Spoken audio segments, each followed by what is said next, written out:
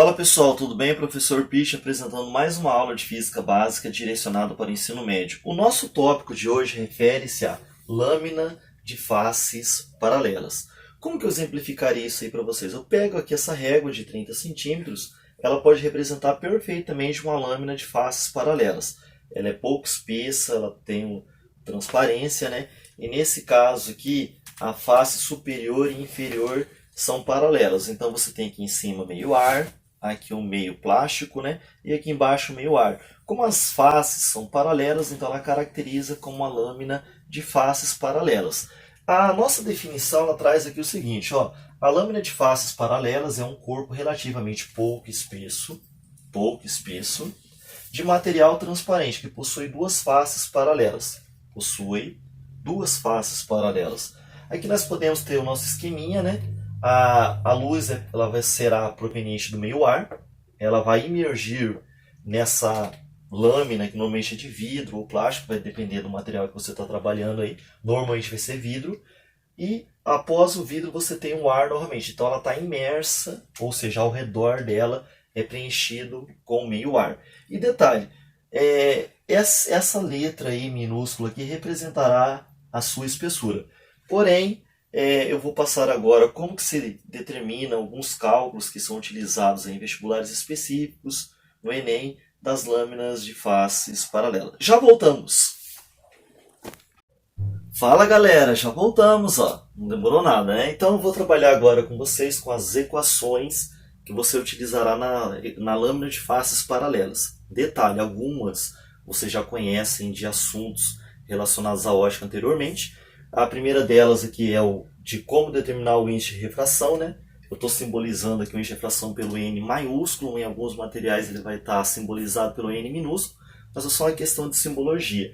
E ele é igual à razão do C, que representa a velocidade da luz no vácuo, pelo V, que representa a velocidade da luz em determinados meios materiais diferentes do vácuo. Nós também podemos utilizar essa equação aqui quando você tem um meio homogêneo e é transparente, que a luz se propaga no meio, nesse meio, né, com velocidade constante, que é o D igual a V vezes T. Lembrando que também, para facilitar a decoreba dessa equação, o pessoal chama ela de Deus vê tudo. Aqui a nossa equação, vamos dizer assim, principal de lâmina de faces paralelas, né, onde que você vai usar D igual a E vezes seno de I, entre parênteses, menos R sobre cosseno de R. O que representa cada elemento desse aqui? O D representa o desvio ou deslocamento lateral. O E representa a espessura da lâmina. O I, o ângulo de incidência. E o R, tanto em cima quanto embaixo, o ângulo de refração. Aqui eu deixei aqui nosso desenho previamente pronto, né? Então o que nós temos aqui? Nós temos uma lâmina de faces paralelas. Nesse caso aqui, o meio que envolve a lâmina é o ar. Então em cima e embaixo você considera o mesmo meio, nesse caso aqui o ar. E nesse caso aqui, essa lâmina aqui é de vidro. Tudo bem? Daí nós temos aqui a nossa reta normal, que é a nossa reta referência, que ela forma com o ponto de incidência ou com a superfície, né, o ângulo de 90 graus. Nesse caso aqui nós temos o raio de luz aqui, ele está sendo incidido sobre a face 1 da lâmina, que é paralela à face 2, que está aqui embaixo, ó, face 1, face 2.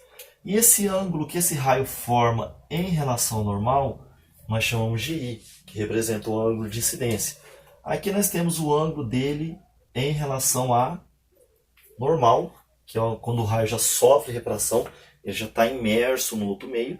Então esse R aqui representa o ângulo de refração. E aqui nós temos, ó, essa aqui seria a trajetória original do raio se não houvesse a lâmina no caminho dele. Ou seja, seguiria em linha reta ao infinito. Como tem a lâmina no caminho dele, ele sofreu um desvio, nesse caso aqui. Por que ele sofreu esse desvio aproximando-se da normal? Não sei se vocês lembram lá dos conceitos iniciais de refração da luz. Quando a luz passa do meio menos denso ou menos refringente para um meio mais denso, ou seja, mais refringente, ela aproxima-se da normal, tudo bem? Desde que o raio chega de maneira oblíqua em relação a ela. Tudo bem? Então, continuando aqui. Então, essa aqui seria a trajetória original do raio. Ao atravessar a lâmina, ao emergir novamente no meio do qual ele era proveniente lá em cima, que é o ar, ele sai de maneira paralela à trajetória original. Nosso objetivo aqui é calcular isso aqui, ó, o desvio lateral ou deslocamento lateral que esse raio sofreu em relação à sua trajetória original. Para determinar esse desvio lateral, eu vou ter que utilizar essa equaçãozinha. O desvio lateral está aqui, conforme já provei para vocês. E onde que está esse E que representa a espessura? Está aqui. Isso aqui representa a espessura da lâmina. Vamos deduzir agora de onde surgiu essa equaçãozinha? Bem, vamos agora à dedução da equação que leva a você encontrar o desvio lateral que o raio sofrerá ao atravessar uma lâmina de faces paralelas. Nesse caso aqui já foi identificado o ângulo I, o ângulo R e como que se determina o desvio lateral no desenho. Agora nós temos aqui a nossa equação e através dessa equação que você tem condições de determinar o desvio lateral. Só que para você utilizar a equação, você precisa conhecer alguns elementos. Quais são esses elementos? O ângulo I, que representa o ângulo de incidência em relação à primeira face. O ângulo R, que representa o ângulo de refração em relação à primeira face. E nesse caso aqui, esse Dzinho representa o desvio lateral. O E representa a espessura da lâmina, que nesse caso aqui será simbolizada ou simbolizado pelo E minúsculo. Como que eu vou chegar nessa equação do desvio lateral? Eis a questão, né? Primeiramente, eu vou ter que usar esse ângulo aqui. Esse ângulo aqui que é o ponto nevrálgico da determinação dessa equação. Por quê? Esse ponto, esse ângulo θ aqui, mais esse ângulo R, eles são iguais ao ângulo I. Por quê? Esse aqui nós temos o vértice, né? Então, todos esses ângulos aí, eles são opostos ao vértice. Então, se esse ângulo aqui vale 60, a somatória do R mais o θ vale 60 também. Então, por isso, para determinar o ângulo θ, basta você subtrair o ângulo de incidência pelo ângulo de refração. Daí o que você vai ter que utilizar? Você vai ter que utilizar esse triângulo aqui. Quando você utiliza esse triângulo, essa reta contínua vermelha aqui, que representa o raio refratado dentro da lâmina, ela representa a diagonal ou hipotenusa desse triângulo, que nós simbolizaremos a mesma pelo Dzão. E esse Dzinho aqui representa o cateto oposto. E aqui nós temos o ângulo θ. Só que o ângulo θ nós sabemos que é o I menos o R. Então como que ficará aqui? Seno do ângulo θ, que é o I menos o R, é igual ao cateto oposto, que é o Dzinho, que representa o desvio, o deslocamento lateral, sobre o Dzão, que representa a diagonal ou a nossa hipotenusa aqui. Então nós temos a nossa primeira equação. Tudo bem? Agora eu vou ter que usar esse ângulozinho aqui. Ao utilizar esse ângulozinho que é o R, eu vou trabalhar com esse triângulo aqui, ó, que eu estou pintando em vermelho. Daí você tem aqui uma clareza para determinar o seu cateto adjacente, que nesse caso aqui é igual em tamanho e espessura. E nesse caso aqui você também terá que utilizar a nossa hipotenusa, ou diagonal, que é simbolizado pelo D maiúsculo. Então você tem cateto adjacente e hipotenusa. Então nesse caso aqui, daquele triângulo que tem de ângulo o ângulo R, você vai ter que usar o cosseno. Então, cosseno do ângulo R é cateto adjacente sobre a hipotenusa. Daí o que você fará aqui?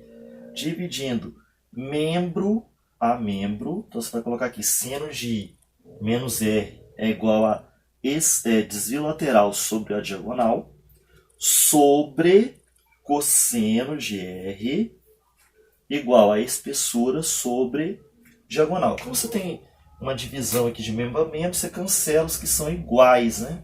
Daí você chegou nessa situação aqui. Então você terá seno de I menos R sobre cosseno de R, olha só que legal, igual a D sobre E. Quando você pega esse E aqui que está dividindo e passa para cá multiplicando, você chega na nossa equação aqui preterida. Então você tem a dedução de como se tira do desenho a equação. Lembrando que você vai determinar aqui somente o desvio lateral. Ah, mas esses ângulos aí, como que vai ser? Eu vou ter que decorar? Normalmente já vem explicitado no exercício, vai ser solicitado para você usar a tabelinha. Ou ela já vem aglutinada aí a nossa prova. Tudo bem? Por hoje é só, pessoal. Espero que tenham compreendido como que se deduz aí a equação da lâmina de faces paralelas. Na próxima aula nós veremos aí alguns exercícios para usar aquelas outras equações. Valeu, sucesso a todos, até a próxima.